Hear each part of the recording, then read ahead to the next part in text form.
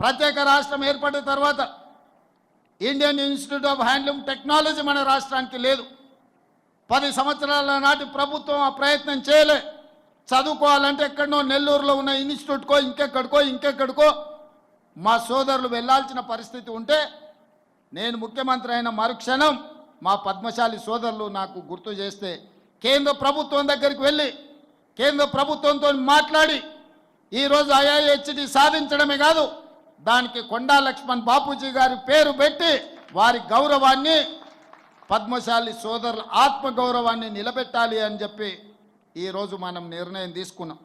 ఇంతకుముందు మిత్రుడు మురళి గారు అడిగినారు, ఆసిఫాబాద్ మెడికల్ కాలేజీలో కొండా లక్ష్మణ్ బాపూజీ గారి పేరు పెట్టాలి అని. వాస్తవంగా వారు ఆదిలాబాద్ జిల్లాకు సంబంధించిన వారు, నల్గొండ జిల్లాలో ప్రజాప్రతినిధిగా రాణించిన వారు, తెలంగాణ రాష్ట్ర సాధనలోనే ఒక ఆదర్శ మూర్తిగా ఉన్న కొండా లక్ష్మణ్ బాపూజీ గారి పేరును ఆసిఫాబాద్ మెడికల్ కాలేజ్కి పెడతాము అని చెప్పి ఈరోజు ప్రభుత్వం నిర్ణయం తీసుకుంటుంది. ఈ నిర్ణయాన్ని మా పెద్దలు తుమ్మల నాగేశ్వరరావు గారు ప్రభుత్వంలో ఆదేశాలు ఇచ్చే వరకు ఆ బాధ్యతను వారిని తీసుకోమని చెప్పి నేను ఈ వేదిక మీద నుంచి వారికి సూచన చేస్తున్నా.